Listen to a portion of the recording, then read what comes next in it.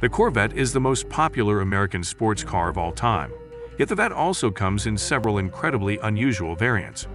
Hence, for this video, we've reserved for you some of the least produced cars ever built by General Motors.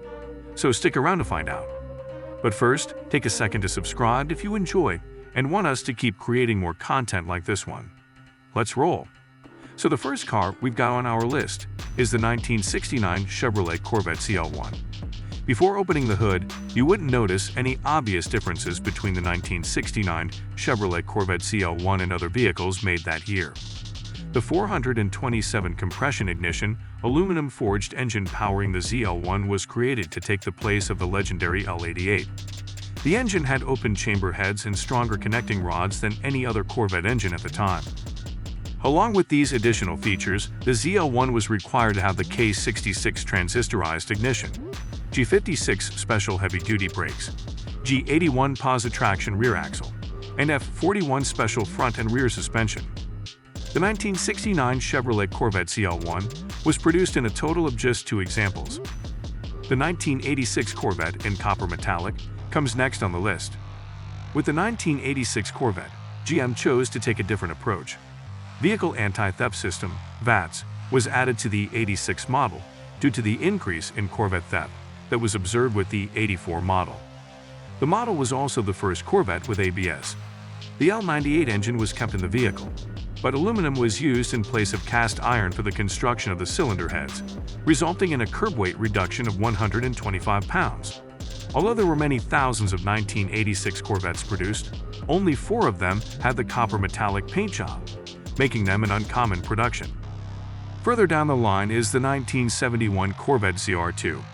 The 1971 Corvette CR2 is even more attractive than other Corvettes in terms of aesthetics. The 1971 CR2 has a 425 horsepower 7.4 liters big block OHV V8 engine, L06, paired to a Muncie M22 gearbox, making it one of the greatest big block Corvettes ever in terms of handling. Furthermore, it boasts a twin-disc clutch, powerful brakes, heavy-duty anti-sway bars, and an aluminum radiator for optimal cooling. The ZR2 is one of the rarest big block performance Corvettes ever made, with a manufacturing run that lasted just a year and a total of just 12 units completed.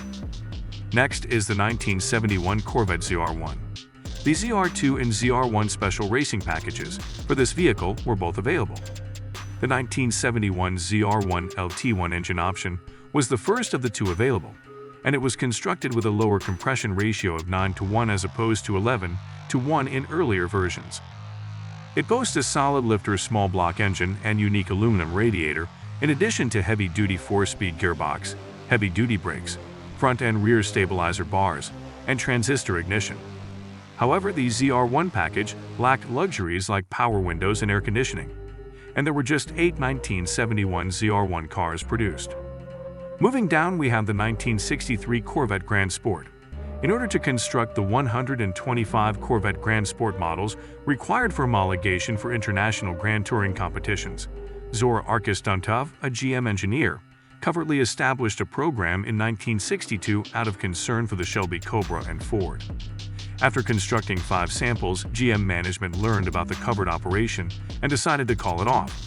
The 5 Corvette Grand Sports that were already in production were raised with a variety of engines, with the 377 cubic inch aluminum small block producing 550 horsepower at 6,400 RPM being the most potent. Today, all 5 automobiles are still in existence. Next, we have the 1967 L88 Corvette. The 1967 Corvette, the final of the second-generation models, included several cosmetic improvements. These include the return of 4 red taillights, revised fender vents, rectangular backup lamps positioned in the center, and overall reduced decoration. The L88 engine, which was expressly created by GM for high performance and is based on a heavily modified Chevy 427 cubic inch V8 engine, rated at 430 horsepower, also underwent considerable changes. Only 20 of these engines were installed in the Corvette, though. Further down, we have the 2009 Corvette Z06 GT1 Championship Special Edition. A unique and uncommon sports automobile is the 2009 Chevrolet Corvette Z06 GT1 Championship Special Edition. 125 GT1 Championship Edition Corvettes were produced by GM. Only 55 of those were Z06s. The 429 compression ignition LS7 pushrod V8 engine of the Z06, which was developed as a result of GT1 racing success, produces 505 horsepower at 6,300 RPM. It boasts four-wheel independent suspension and four-wheel vented disc brakes, and it is connected to a 6-speed manual transmission.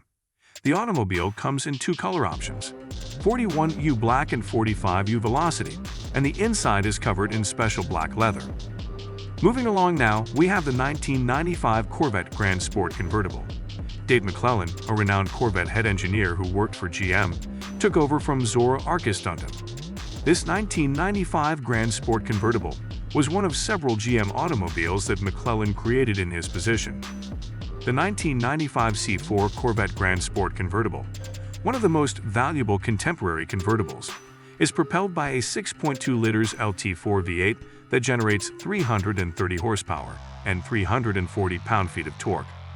There were 1,000 Grand Sports produced, with 810 of them being coupes, and the remaining 190 being convertibles. Finally, we have the 1967 Corvette L89. The C2 generation's best Corvette was the 1967 model. It took a lot of time and effort to perfect because it was the final model of the generation. The 1967 Corvette, whose design is attributed to Arkestanton, is scaled back to look less clunky and comes with a single backup light or the license plate. With its handbrake placed in between the seats, the interior modifications were limited. The L88 was the main engine, but 16 units also had the L89, a tri-power 427 cubic inch aluminum head V8 engine with 435 horsepower. So there you have it, guys. Share a fraction of your mind with us in the comments section. Subscribe to never stop getting more related contents. And finally, do us a favor and leave a thumbs up. Yeah, this guy.